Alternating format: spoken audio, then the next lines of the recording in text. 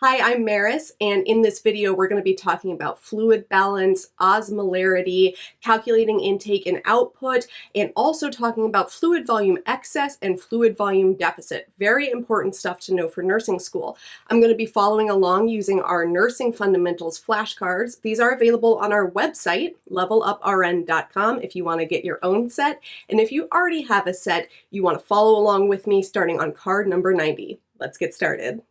So on card number 90, we are starting by talking about solution osmolarity. And if you see on this card, we've got three different types. We have hypertonic, isotonic, and hypotonic.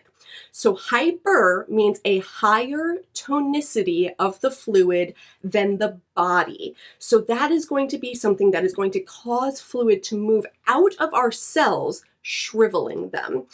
Then isotonic, iso means the same, so same tonicity as our body's fluid. The big one here is going to be normal saline. Lactated ringers is also an isotonic fluid, so that's not going to change the intracellular volume there. Nothing is going to change in that regard. And then hypotonic.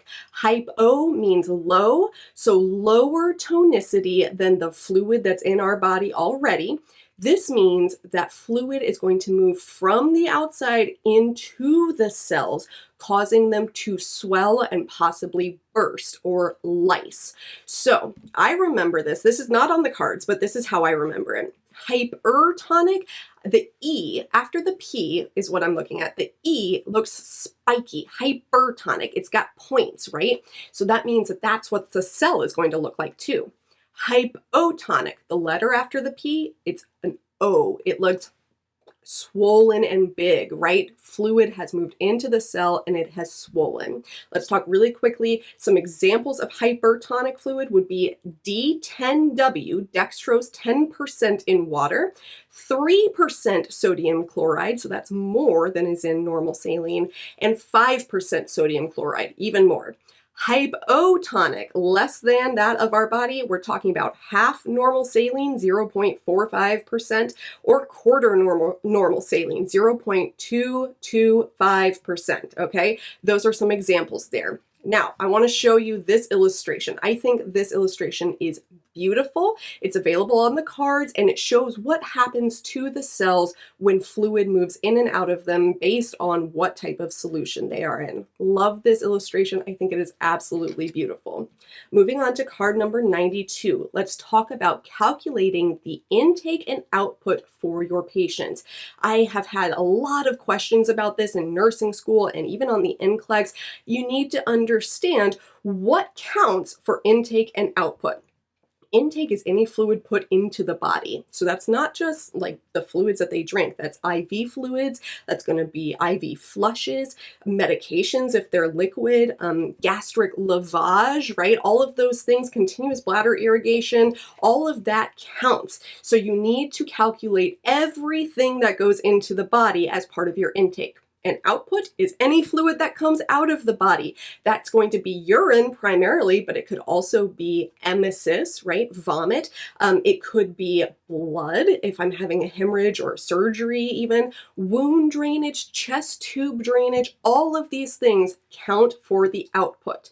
We have sensible losses, which are those which can be measured, like urine or blood, and insensible losses are things like the water lost through respiration and the sweat that comes out of my skin. I can't really measure it, but I am losing fluid that way. You'll see here that we have some examples of how to calculate INOs. Remember that everything should be done in milliliters, so we give you the conversions here. The big one here in red is 1 ounce is 30 mLs. 1 fluid ounce is 30 mLs. You've got to know that a lot of things will be in ounces on fluid containers like juices, right? One big key point here, I would really know this, is that ice chips are recorded at half of their volume. So if I have 100 mLs of ice chips, I have 50 mLs of water.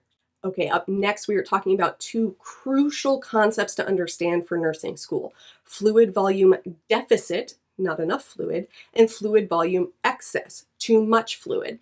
So let's start talking about deficit first. If you see here on card 93, that is a lot of red bold text. That sure does mean you need to know it. Very, very, very important. So signs and symptoms, the two big ones I want to call your attention to. Hypotension, meaning low blood pressure, but tachycardia.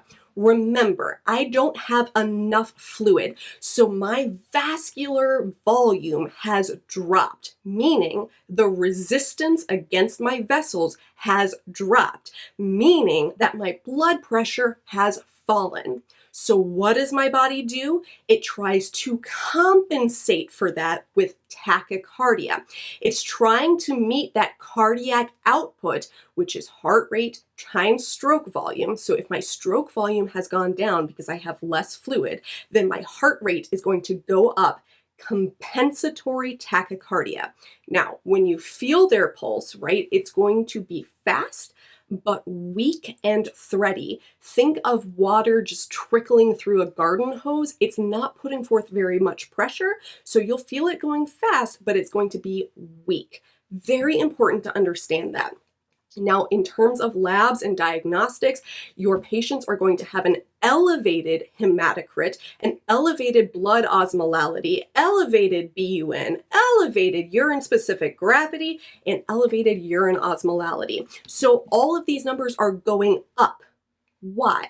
Because the fluid volume is going down. So if I have 5 particles in a solution, that's my normal lab. And then as the solution volume drops, it seems like there's more of that, right? Proportionately, there's more. So as the volume of the plasma drops, these labs are going to go up. Very important to understand that as well.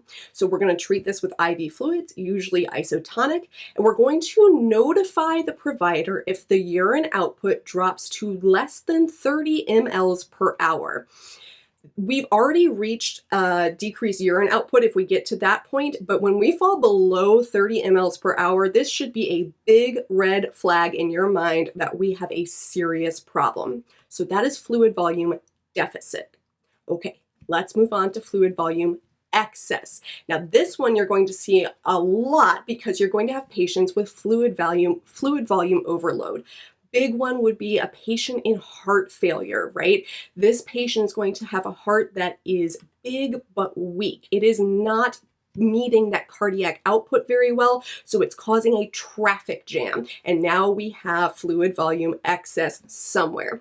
So in general, signs and symptoms of fluid volume excess of any etiology, of any cause, we could see weight gain, right? Fluid has weight. So if I have more fluid than usual, weight gain. And edema, swelling, that's a big one. Now remember, I'm going to have tachycardia still, right? I'm going to have tachycardia because my blood flow is not moving appropriately, so I have compensatory tachycardia. But I'm not going to have hypotension, I'm going to have hypertension. More fluid means more vascular resistance, means higher BP. Now, I can have other things like dyspnea, shortness of breath, crackles in the lungs on auscultation, jugular vein distension, fatigue, bounding pulses. So when I feel it, it's going to be very strong. Think of fluid of water gushing through a garden hose, right? Very strong. I can feel it from the outside very well. Labs, these things are all going to go down. Hematocrit, hemoglobin, serum osmolality, urine-specific gravity, right? It's diluting everything. More fluid volume means I'm diluting the particles in solution, so all of those values will fall.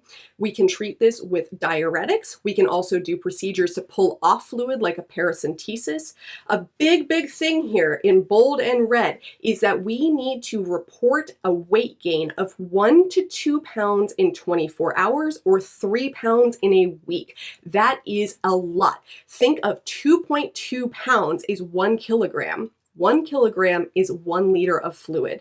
That's a lot of fluid. So if my patient gains 2 pounds in a day, I need to tell the provider and I need to educate my patient to do the same at home.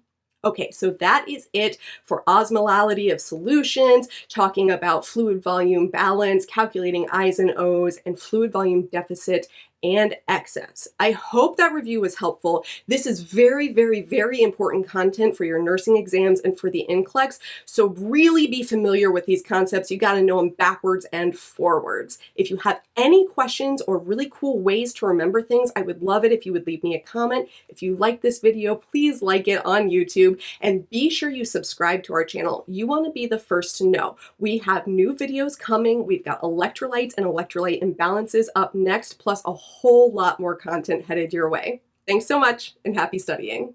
I invite you to subscribe to our channel and share a link with your classmates and friends in nursing school. If you found value in this video, be sure to hit the like button and leave us a comment and let us know what you found particularly helpful.